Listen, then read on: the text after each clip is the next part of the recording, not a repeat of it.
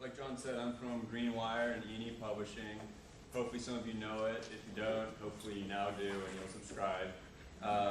It's a wire service that covers pretty much every energy and environmental issue out there, from the courts to Congress to some international stuff, so it's a worthwhile endeavor. I'm not a lawyer, and I am the media fellow, so if anything I'm saying is not correct legally, feel free to stop me. In fact, at any point, feel free to stop me and ask questions, slow me down, whatever. I'll try to keep this as informal as possible, and I've been through a lot of these CLE courses that can be miserably tedious, so I'll also try to keep it from being too boring. But anyway, let's go. So I'm talking about the Tarrant case, which I'll get into. It's basically the Supreme Court wading into a over two decade long water feud between Texas and Oklahoma. I grew up in Dallas, so I have a little bit of a bias in this case, although I got out as quickly as I could. So with that, we'll move along. Maybe we'll move on. Okay, so this is an overview. Tarrant Regional Water District versus Herman. What you need to know is Tarrant is Fort Worth, Texas. Herman is just Oklahoma Water Resources Board. We'll talk about how we got here. As a journalist, I think it's more interesting to talk about how we got to the case than maybe how the case was decided, although I will get into a lot of the Supreme Court arguments, which is probably what you guys are more interested in anyway. Why this matters for interstate water compacts, why it matters for Dallas and Fort Worth, why it matters for Oklahoma. Litigation history, arguments, rulings, what it means, and on we go. Okay, so here's my favorite part, is what is this all about? And like I said, it's a 2-decade-old feud. Here's the Red River, which runs from New Mexico through Texas. It makes the Texas-Oklahoma border, runs through Arkansas into Louisiana. Interestingly, it's getting progressively saltier, as anyone that knows more about water than I do can probably attest. The river gets saltier as it goes along. It's used for a lot of irrigation and agriculture in Arkansas. It's used for a lot of gambling in Louisiana because it's where Shreveport is. And what we'll end up focusing on is right about here, which is where it's southeast Oklahoma, where it makes the border with Texas. And yeah, so that should give you a good sense. So why does Texas need this water?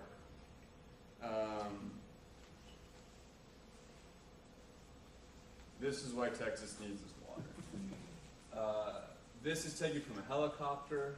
I got you right on a helicopter. It was pretty cool.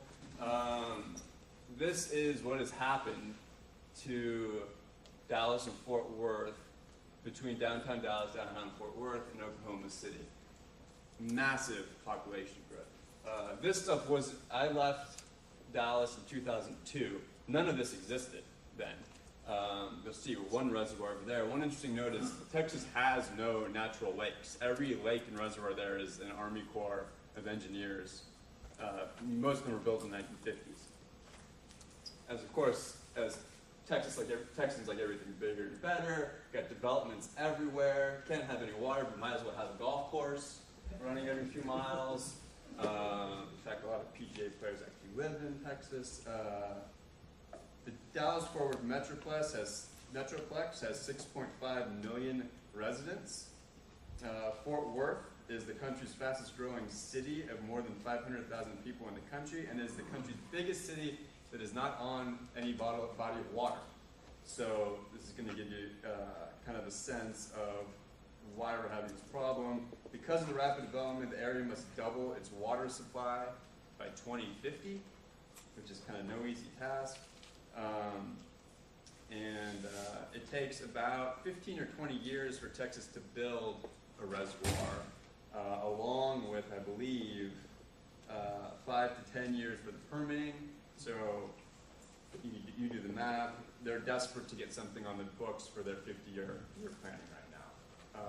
Does that all make sense? Basically, got a lot of people, not a lot of water, a lot of golf courses. Also in Texas, which you don't have in Oklahoma, industry. Coors Miller Lite is brewed in Fort Worth, Texas. That takes a lot of water. Texas Instruments, also headquartered in Texas. Miller Lite, of course, is the beer that you Vermonters like to claim you don't like. You guys are kind of spoiled when it comes to the beer up here, as I'm learning. But it takes a lot of water. Same with Texas Industries. A lot of you probably had, or at least I had, TI calculators growing up. All that takes water. And then one other interesting characteristic of Fort Worth is this kind of map. It's hard to see. These are natural gas wells. Here's Fort Worth in Tarrant County. This is about 16,000 natural gas wells that are all over the Barnett Shale play. Each one of these takes millions of gallons of water to hydraulically fracture or frack. I'm sure there's plenty of people that have plenty of opinions here about hydraulic fracturing. But this is something that, when I spend all the time down in Texas reporting this, no one in Texas wants to talk about, because this is something that they don't want to talk about why they need the water, but this is a big reason why they need the water. As you'll see when I get to Oklahoma, Oklahomans are very quick to point out this is why they need the water.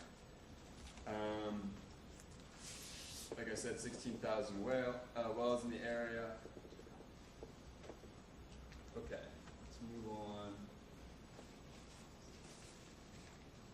Now, remember that picture of Texas? This is what happens as soon as you cross. This is Red River. This is what happens. I think it's Red River. Yeah. This is what happens as soon as you cross the border. Not a lot of development. This is standing water in fields. This is why Texas wants the water from Oklahoma. They got more than they need they know what to do with.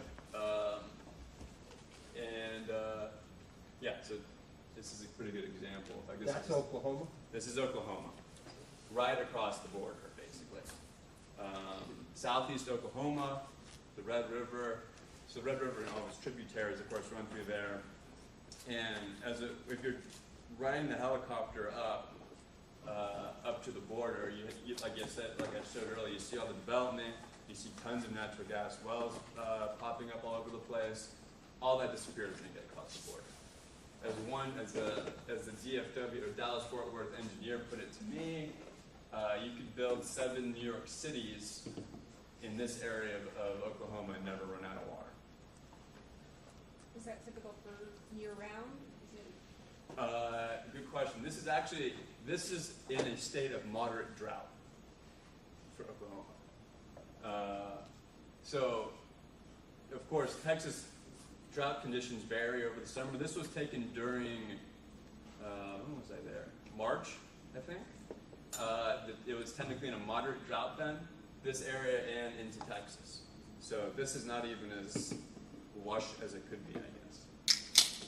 So does the rain just stop at the Red River? That's a good question. I mean, you're saying that this is literally over the border of a river, and if the area just north of a river is flush with water, then I would assume that the area just south would be the same. No. So it stops. Isn't it a question of demand? Yeah, it's very much a question of demand and how much they're utilizing the resources they have. Those, as the critics will as Oklahomans will like to say, the McMansions that are popping up all over. In fact, Texas also has put in place different things as far as how often you can water your lawn, stuff like that, to try to cut back on water use. And they've been fairly successful, but they're still, of course, running out. Where are they growing? I'm sorry? Where are they growing? In Texas? There. I don't know. Mosquitoes. Yeah, mosquitoes.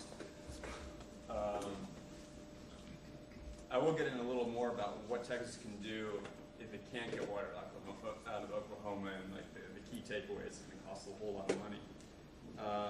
I said there's 6.5 million people in the DFW Metroplex. There are fewer than 4 million in all of Oklahoma.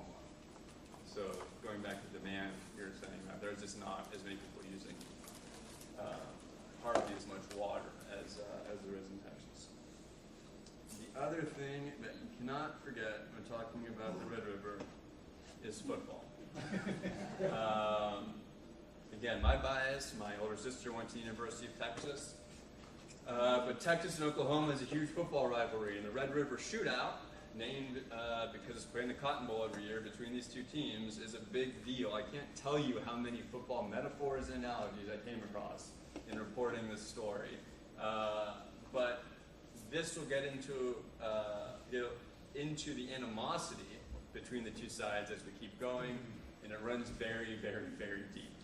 In fact, the president of the Fort Worth Chamber of Commerce, which of course submitted briefs in this case and everything, happens to be the assistant coach of Texas Christian University's football team. So there's all sorts of overlapping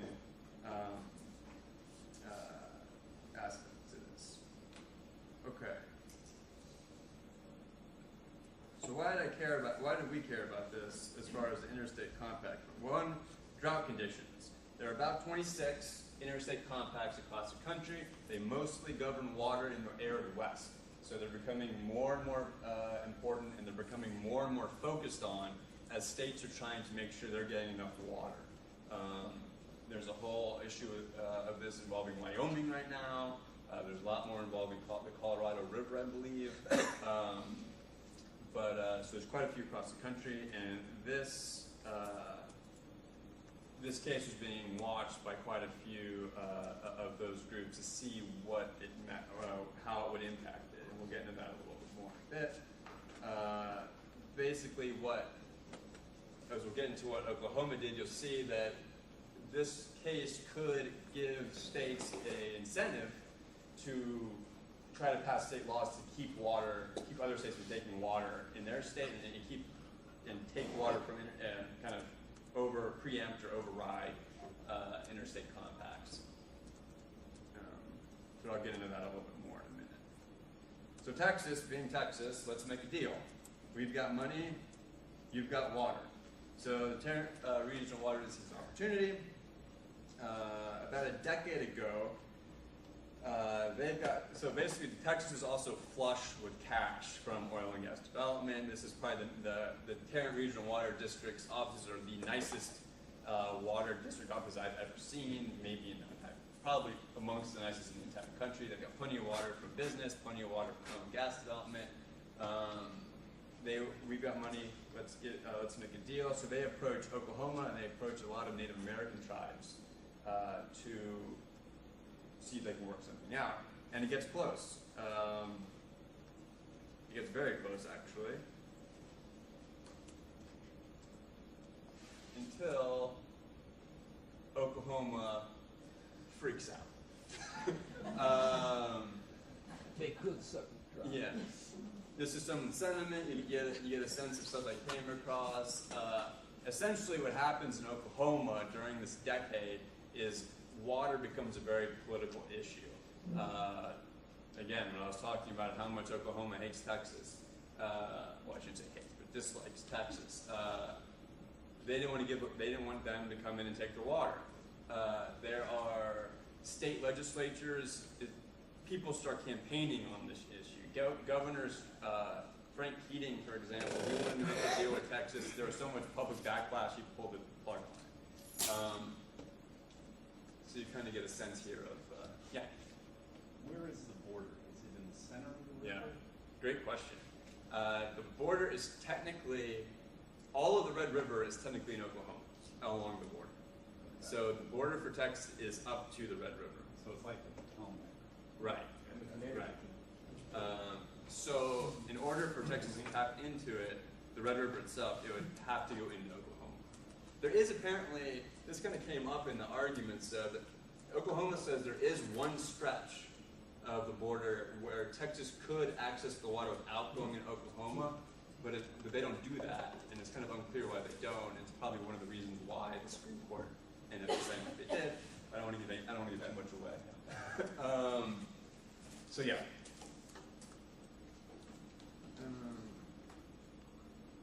Okay, so like I was saying,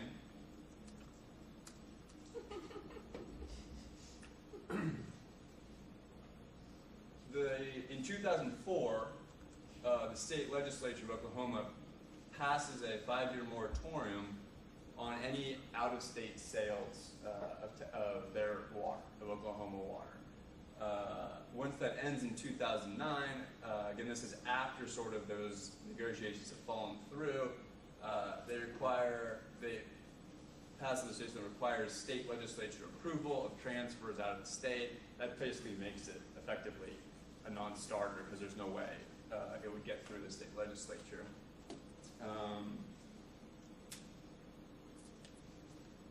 Yeah, so give you another sense of some of the local folks. This is Oklahoma State Senator Jerry Ellis, to me.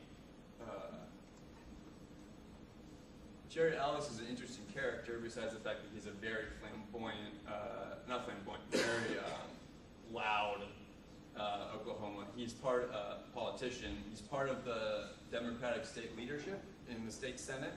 He has bumper stickers that say, "Don't sell Oklahoma's water," that he campaigns with. He has introduced countless pieces of legislation that have to do with Oklahoma's water, including one that didn't actually pass but would have put any out-of-state transfer up on a ballot referendum. So, put it to the voters to decide. That never really got anywhere, but he's a very interesting character, and he's very powerful. And he represents the southeast corner that I was talking about, which is the area that's at issue in this case.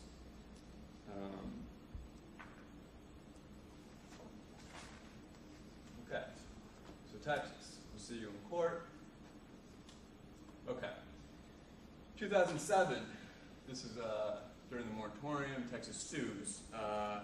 They use multiple grounds. First they sue both some Native American tribes and the state of Oklahoma. Their predominant case is based on the Dormant Commerce Clause, which you lawyers know.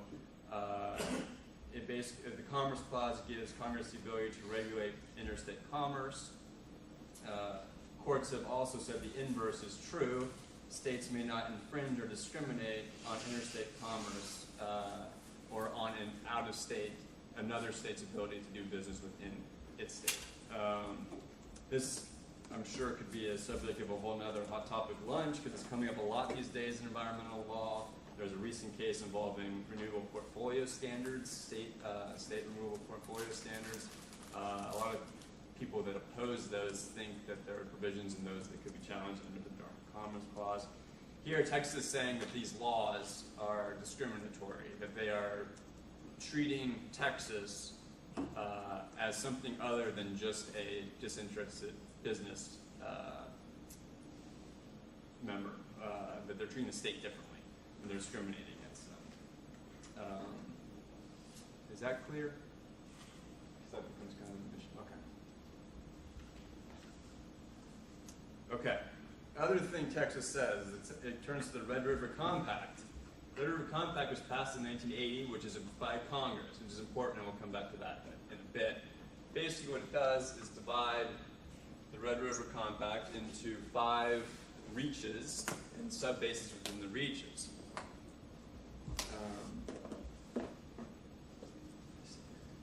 It governs how Texas, Oklahoma, Arkansas, and Louisiana, how their water allocation is divvied up within these different areas. And it's very complicated, and we'll get into why in just a second. We care about Reach 2, Subbasin 5, which is basically right here.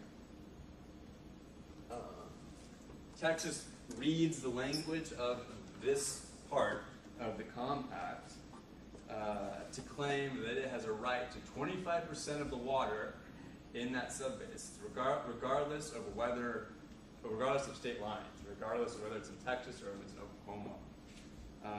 Texas says that if it used all of the subbasin 5 water within Texas, it would only make up 15% of the total water in that subbasin. If so, ergo, the compact riders clearly meant the state boundaries don't matter. This is what Texas argues. One thing to keep in mind throughout all of this is no state has tried to use the compact in this way before. No state has had to try to go into another state before because they've never really needed to. This is the first time Texas is doing it, and it's trying to do it in court. Oklahoma obviously says that the borders matter, and Texas isn't right to that. Here is where Texas wants to take water. This is the Red River. This river is the Keatings River, and this is where they meet in southeast Oklahoma.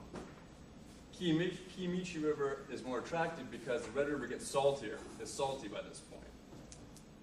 The Keatings River is more freshwater, requires less filtration, requires refinement. It's also close to the Dallas-Fort Worth area. It's uphill, so they don't have to spend much money pumping it. And so what they want to do is build a dam, probably right before this curve over here, a dam and pump station, and divert about 130 billion gallons of water from that point by building a dam and a pump station.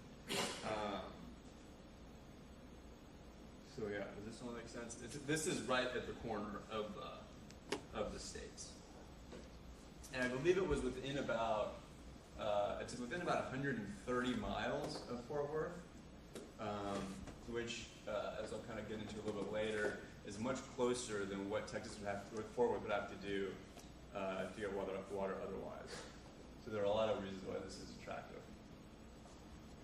Now, what does the Red River Compact say?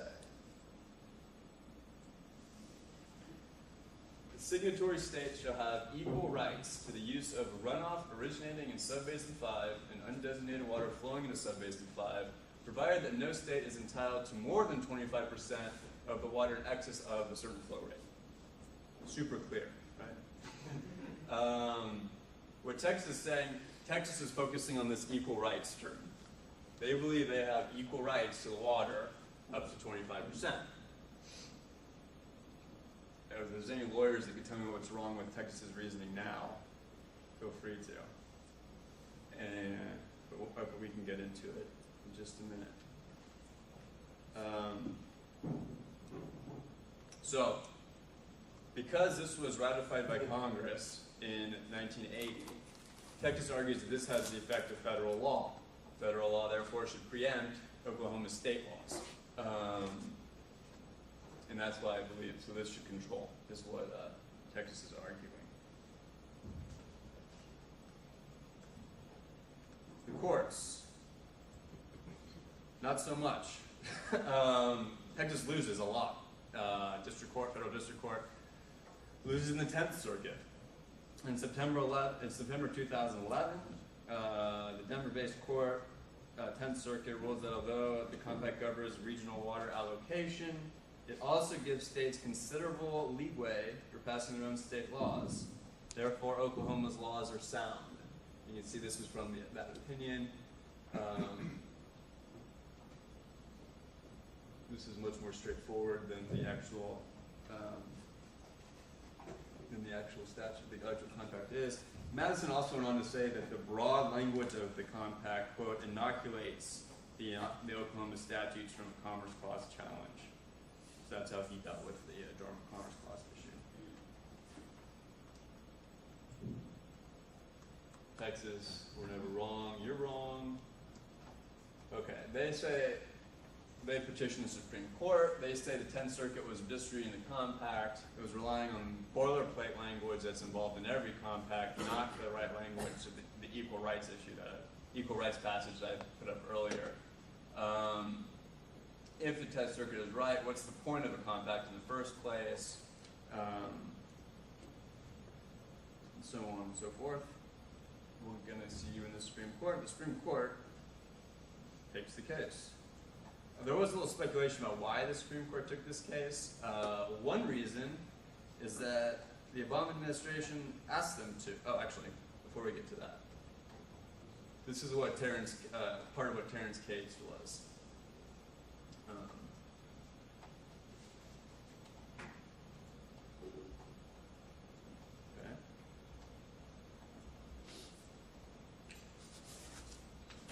Okay.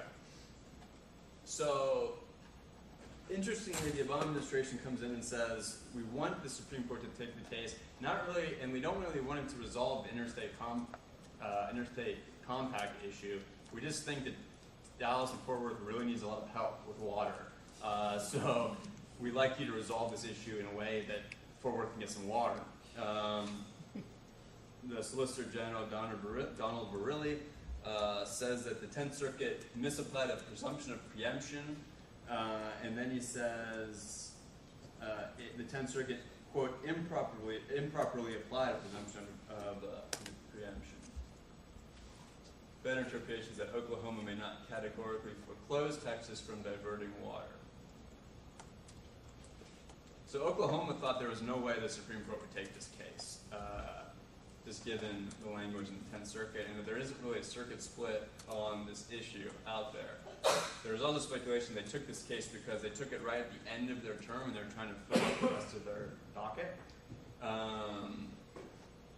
Anyway, so and Oklahoma was never really particularly worried. All right, moving along. Let's get to the Supreme Court arguments, is what you care about. Okay. Getting the Supreme Court argument, it does not go up in Texas right off the bat. Stephen Breyer, it doesn't say that. The compact so they argue you have equal rights to up to 25% of the water. Breyer immediately shoots that down. It doesn't say that. The compact says it's entitled to more than 25%.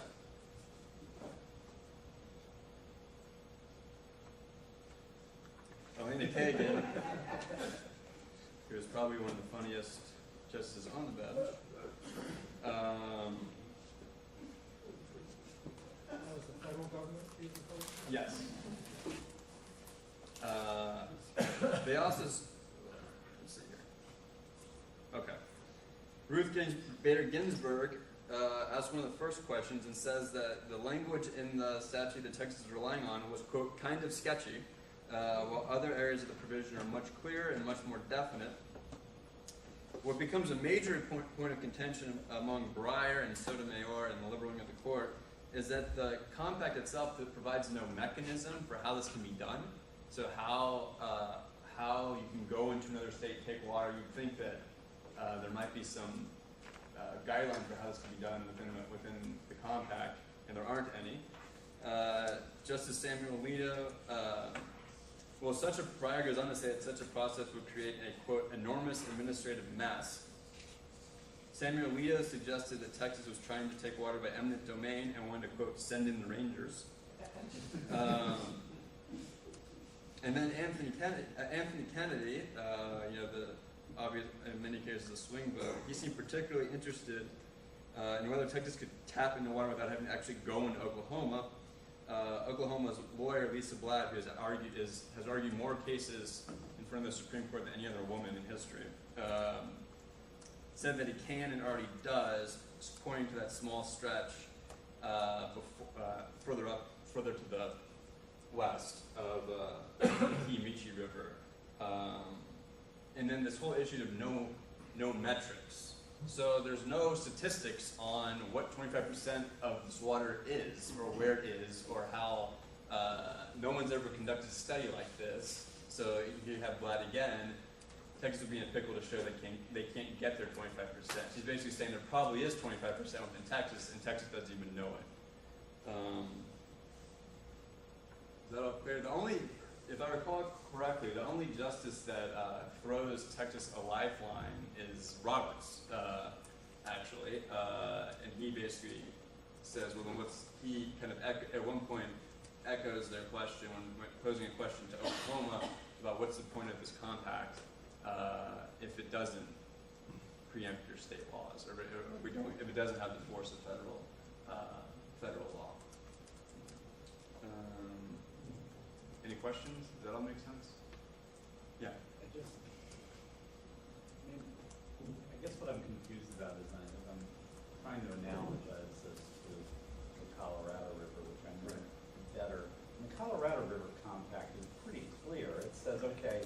like, and I don't remember the exact numbers, but like in 1960 or 1948, whatever it was, there were 17.5 million acre feet. So we're giving 7.5 million to California and Arizona, and 7.5 million to the upper states, and then you can figure it out from there. If I'm understanding what you're saying, all this thing said was each state gets an equal share up to 25%, and it's not even clear that that's what it said. Right. Yeah, so, So why did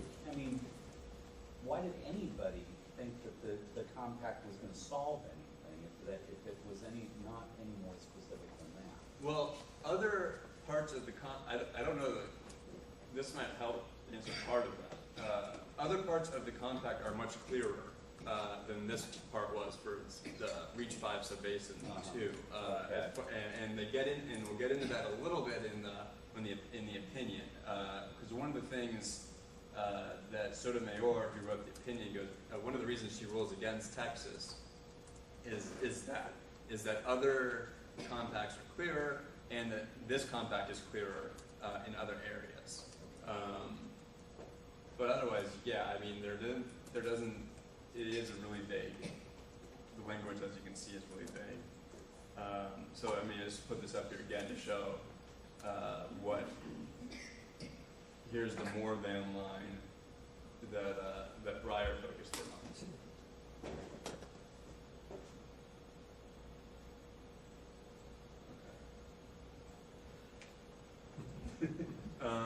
So the ruling comes down on June 13th, pretty quick, a fairly quick turnaround. It's unanimous. Unanimous ruling for Oklahoma against Texas. Sotomayor reads the opinion. She acknowledges that it's pretty vague, but there are three critical aspects that run counter to Texas interpretation. One, states really cede sovereign authority. This kind of going into the motivational factors of the compact to begin with. Here's what she said.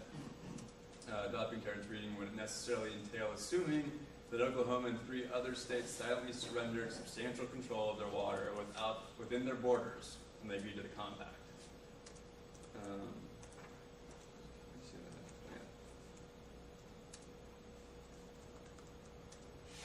Other compacts are much clearer.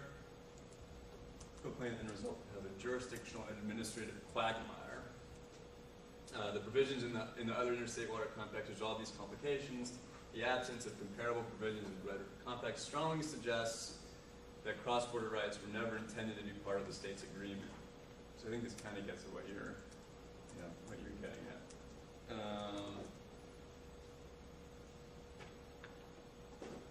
Let's see. Right. No one has done this before. So I didn't put a quote here because she goes into it, treats it in a pretty lengthy way, just saying how the compact's never been tried to be used this way. There's no history to suggest it can be used this way. Texas is kind of up the creek here.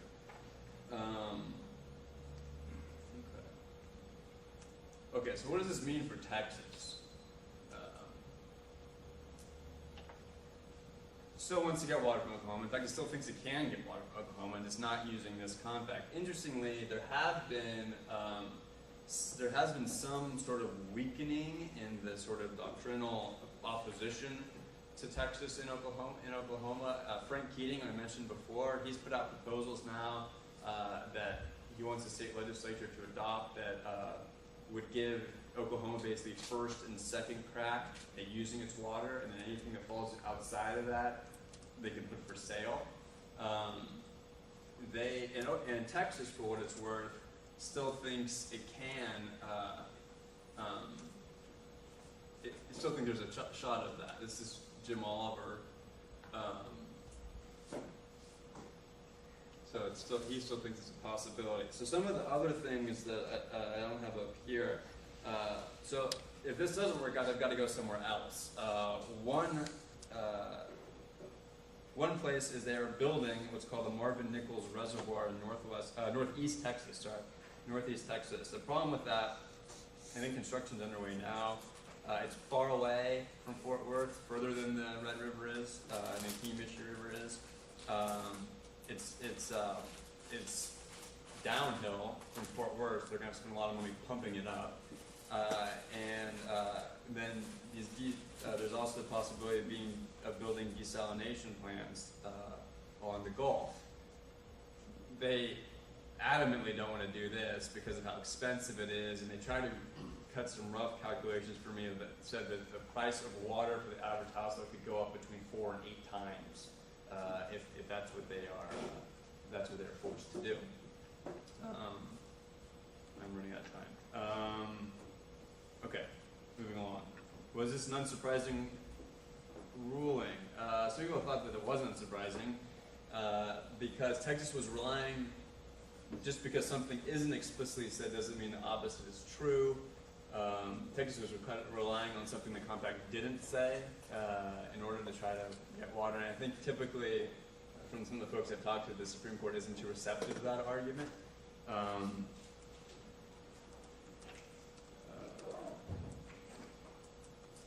Geography rules. So also there's also an issue that in water disputes, I think typically it's hard to argue against geography and argue against state lines, and it's hard to win a case on that basis.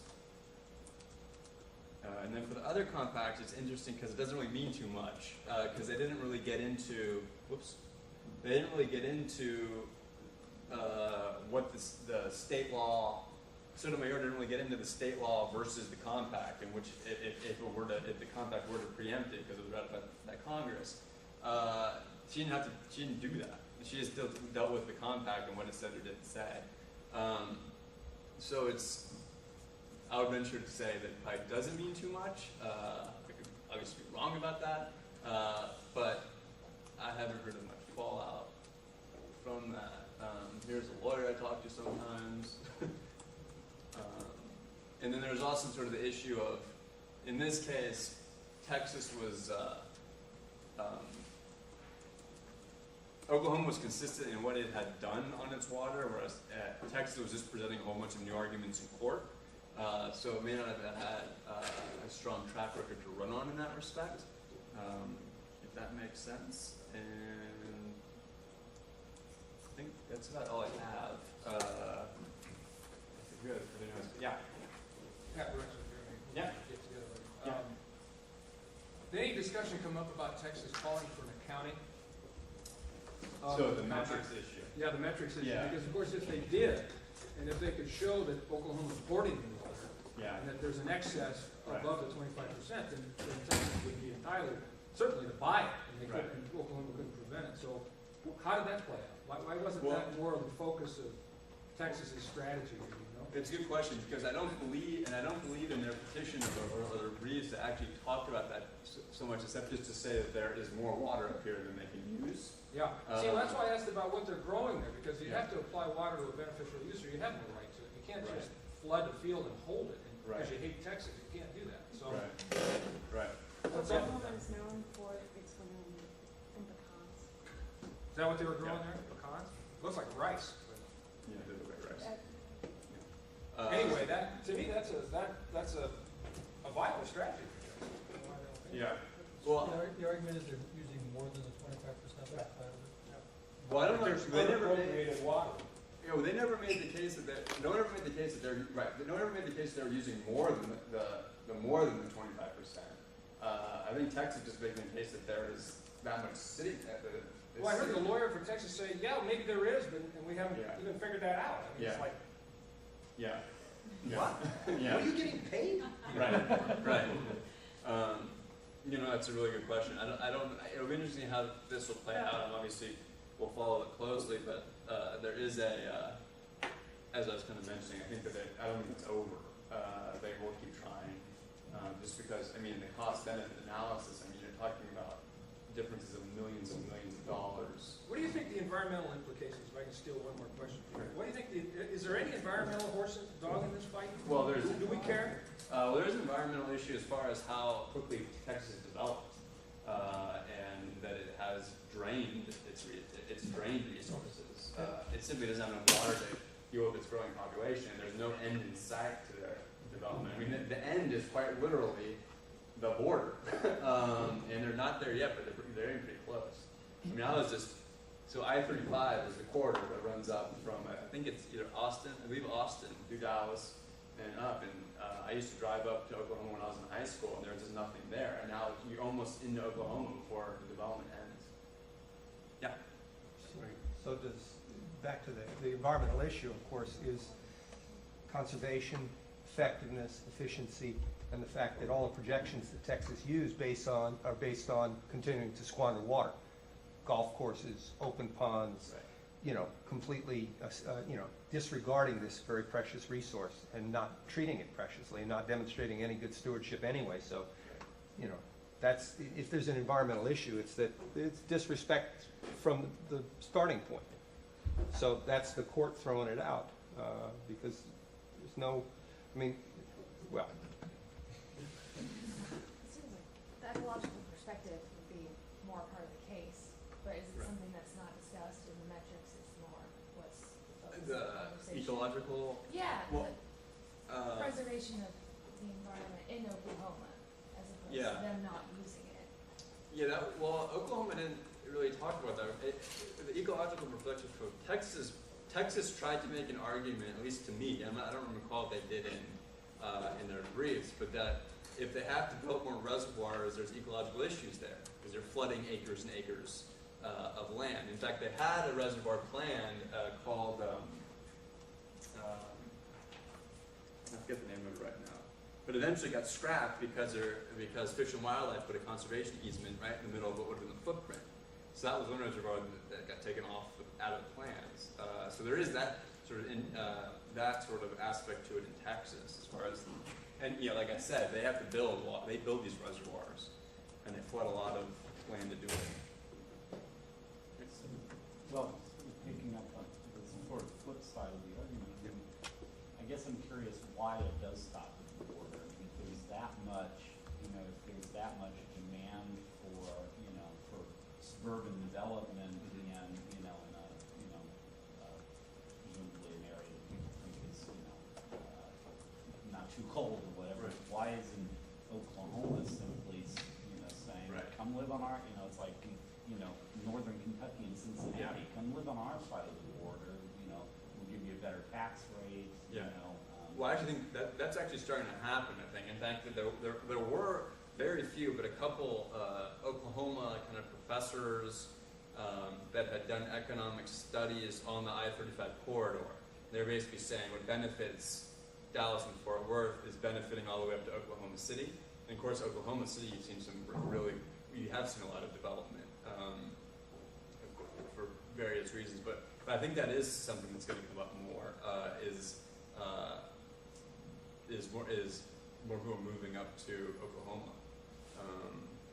and the developments continue to spread up there, I would think. Yeah.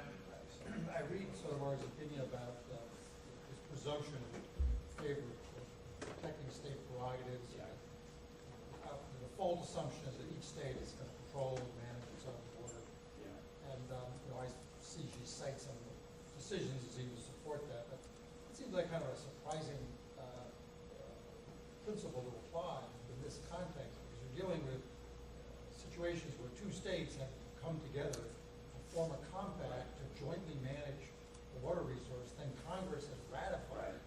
And so I would think that the default assumption when they enter into that kind of arrangement is that no, they in fact are going to jointly manage the water. And the major purpose of compacts and equitable apportionments is to make sure that upstream states protect the interests of downstream states. Right. And the downstream states have some call on what's going on upstream and control what's going on. So I was, reading the opinion, I thought, well, that scans, but it's kind of a surprising analysis.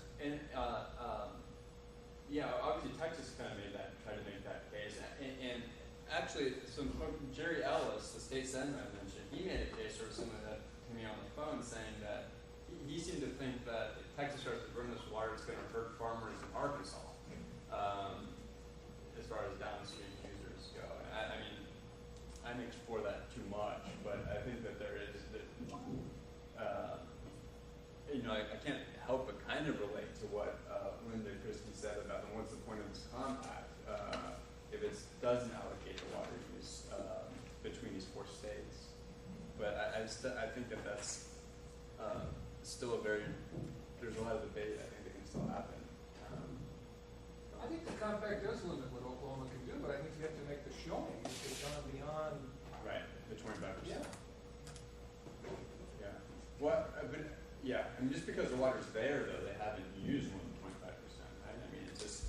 Well, Sotomayor seems to say the fact that the water is there in Oklahoma means it's presumptively being, quote, used. But she does say the showing is beneficial use. And the question is, what is the beneficial use of what Oklahoma's doing? Right. That's the question I would have. Yeah. I mean, I just don't understand why we aren't taking into consideration what the water is doing there. I'm sure it's supporting certain, life forms, and there's an ecosystem there that is being served by the water being there, as opposed to putting it into commercial use. So it's Right. kind of, That could be part of the showing of beneficial use, for Right. sure. Fisheries, yeah. some commercial value. It's Pure just kind of a innate cost-benefit ecological analysis. value, oh my. Yeah, but Yeah, the valuation of that is really difficult to establish, so. I mean, I have to go back and look at the brief, but I'm pretty sure that Oklahoma didn't really talk about that. This is the state of James in-house, so no. Yeah, exactly. Yeah. Does the compact deal with hydroelectric power as well as Oh, I don't think so. water? Yeah. So the idea that one would extract power from the water in order to do a trade for water for power kind of thing, didn't enter into it? I never Ecologically encountered it. disastrous as that would be. Yeah. Yeah. That raises one more question. Yeah, I mean, you said it was really kind of an emotional, Yeah. it's like almost religious issue. I mean, is this Oklahoma just looking to get to a better negotiating position? That is to say, yeah, they'll sell the water, but the price has just gone up 50%? Or is it truly the thought of a Texan drinking our water? It's politically impossible. No, I think that's a good point. I never asked them really, like, how much, I guess I should have. I never asked Texas, how much are you willing to pay for this? I really got the impression that almost no price is too steep. So, I mean, maybe it does help her negotiate. I'm sure it helps her negotiate. Oklahoma's negotiating position. But yeah, I don't know if, I think I've been cut off. But yeah, That's what happens I'm when sure. you're arguing in court, the mic goes dead. Right.